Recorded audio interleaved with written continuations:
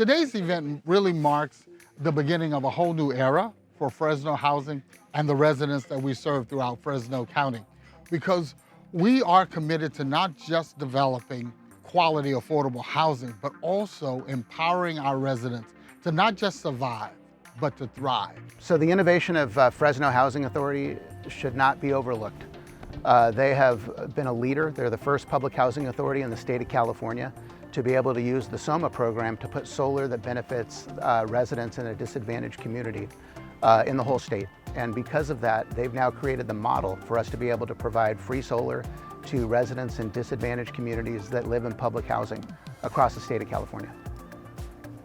Solar energy installations facilitate a level of energy independence for all of our residents, and these installations are also mark shifts with us toward clean energy usage. You know what, I was on board 100% from the get-go.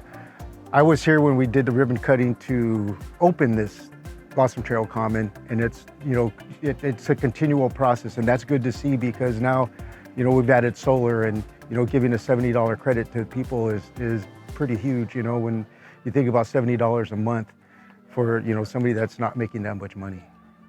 So it's a triple bottom line for us and this partnership with Sunrun.